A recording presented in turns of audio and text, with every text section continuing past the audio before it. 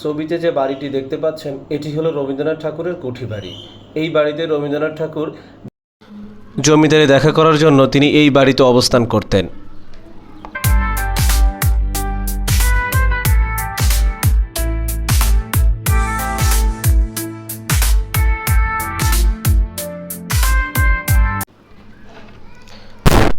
জায়গাটি দেখতে পাচ্ছেন এটি মূলত রবীন্দ্রনাথ ঠাকুরের কুঠি বাড়ির সামনের অংশ।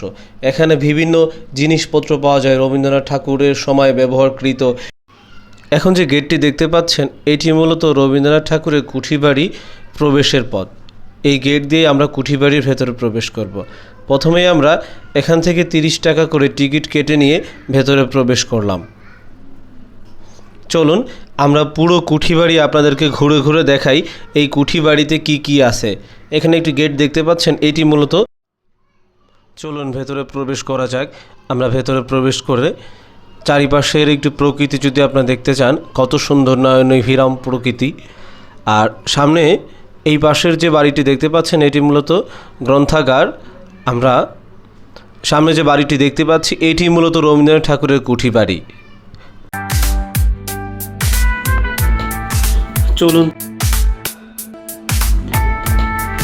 চলুন তাহলে ভেতরে আমরা প্রবেশ করি।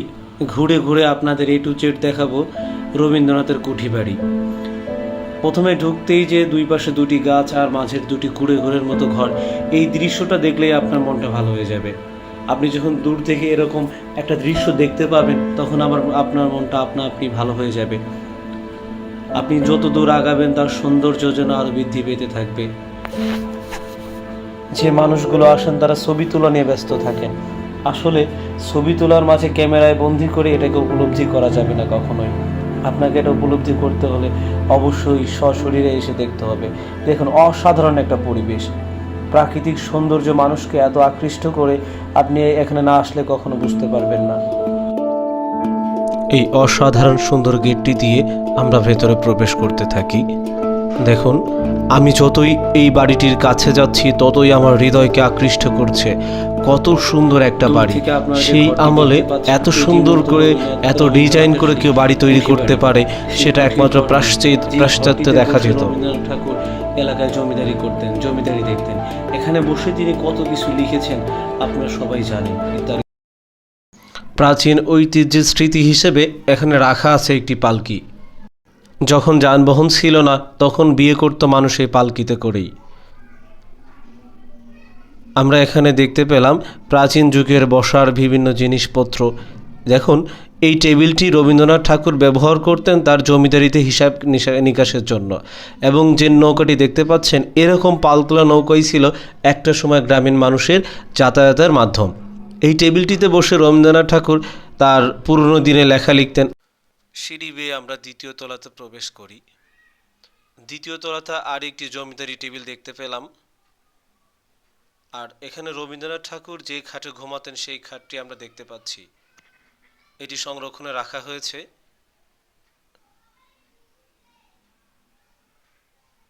এবং প্রত্যেকটা জিনিসপত্রের গায়ে হাত দেওয়া যাবে না সেরকম কিছু লেখা আছে। দেখুন, এখানে একটি নৌকার আদলে দেখতে পাচ্ছেন যে জিনিসটি, এটি আপনার এলাকায় কি বলে অবশ্যই কমেন্ট বক্সে লিখে জানাবেন। এটি মূলত পল্টুনের সিঁড়ি। রবীন্দ্রনাথ ঠাকুর কর্তৃক এটি ব্যবহার করতেন। এটি একটি হলরুমের ভেতরের চিত্র। অনেকগুলো ছবি আপনারা এখানে দেখতে পাবেন যেগুলো প্রাচীন ঐতিহ্যের কথা স্মরণ করিয়ে দেয়।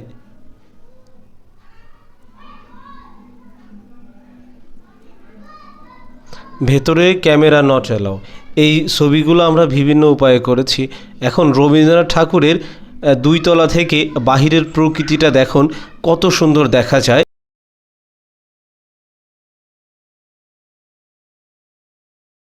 বাহিরের দিকে তাকালে আপনার হৃদয় কেড়ে নেবে তার সৌন্দর্য। দেখুন চারপাশের প্রকৃতি কত সুন্দর। আমরা যে গেট দিয়ে প্রবেশ করছিলাম সেই গেটটি আমরা দেখতে পেলাম এখানে। এখন চলুন আমরা এবার বাহিরের প্রকৃতি সম্পর্কে দেখে নেই, বাহিরে কি কি আছে রবীন্দ্রনাথ ঠাকুরের। আমরা এখন যাচ্ছি মূলত রবীন্দ্রনাথ ঠাকুরের রান্নাঘর দেখতে, যেখানে তিনি রান্না করতেন, যেখানে রবীন্দ্রনাথ ঠাকুরের যে জমিদারিত্ব করার জন্য প্রয়োজনীয় রান্না বান্না যা কিছু দরকার ছিল আমরা সেটি দেখতে যাব। চলুন, তবে এখানে ভিডিও করতে গিয়ে আমরা একটু বিপাকে পড়েছিলাম।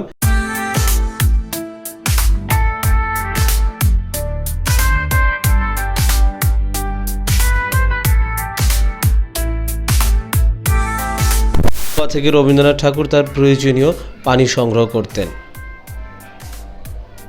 এই কুয়াই প্রমাণ করে দেয় রবীন্দ্রনাথ ঠাকুর এখানে কতটা সময় অবস্থান করতেন। এই কুয়ার পাশে আমরা যে ঘরটি দেখতে পাচ্ছি সেটি মূলত রান্নাঘর। আমরা এই রান্নাঘরের ভিডিও করতে গিয়ে আমাদের এক সিকিউরিটি গার্ড বললেন যে এখানে ভিডিও করা যাবে না। ওনারা ভেবেছিল আমরা কোনো সাংবাদিক বা এখানে কোনো ভুল ত্রুটি উপস্থাপন করছি। আসলে এটি আমি মূলত আপনাদের দেখানোর জন্য ভিডিও করতে চেয়েছিলাম, যদিও এখানে বাধা পেয়েছি। এই জন্য যতদূর সম্ভব আমি আপনাদেরকে দেখানোর চেষ্টা করেছি। নেক্সটে যদি আবার যাই আমি চেষ্টা করব রান্নাঘরের ভেতরে কি আছে আপনাদেরকে পুরোটা দেখাতে। রান্নাঘর থেকে আমরা পুকুর পাড়ে চলে আসি। এটি মূলত পুকুর পাড়।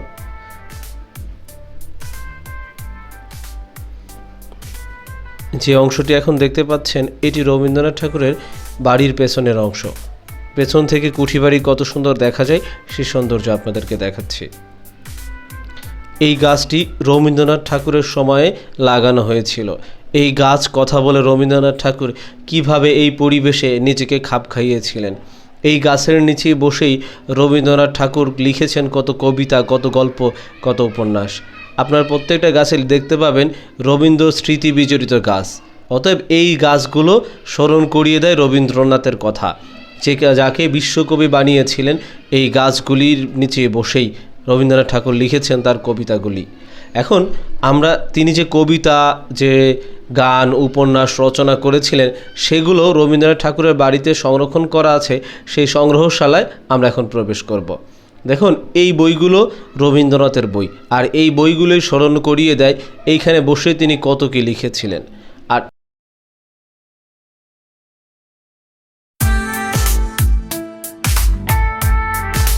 এখন যে মুক্ত মঞ্চটি দেখতে পাচ্ছেন এটি মূলত রবীন্দ্রনাথ ঠাকুরের জন্মকালে বা মৃত্যুবার্ষিকীতে বিভিন্ন অনুষ্ঠান করা হয়। এই মাঠটি এত সুন্দর কাশফুলের মতো যে ঘাসফুলগুলো ছড়িয়ে ছিটিয়ে আছে, অসাধারণ দেখতে লাগে। আপনারা এই মাঠটিতে যখন যাবেন বিকেলবেলা বসে আপনারা এই মাঠের যে সৌন্দর্য আছে সেটা উপলব্ধি করতে পারবেন।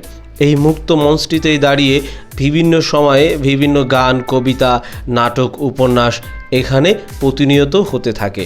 এই পুকুর পাড়টিও রবীন্দ্রনাথ ঠাকুরের সময় ব্যবহার করা হতো। দেখুন কত সুন্দর পুকুর পাড়। আর এই পুকুর পাড়ের পাশেই যে বাড়িটি দেখতে পাচ্ছেন এটি মূলত বিশ্রামগার। আপনি যদি এখানে ঘুরতে ঘুরতে ক্লান্ত হয়ে যান তাহলে এই বাড়িতে বসে আপনি প্রয়োজনে বিশ্রাম নিতে পারবেন। চলুন তাহলে রবীন্দ্রনাথ ঠাকুরের বাড়ির উপলব্ধি করি এই মাঠের সৌন্দর্য।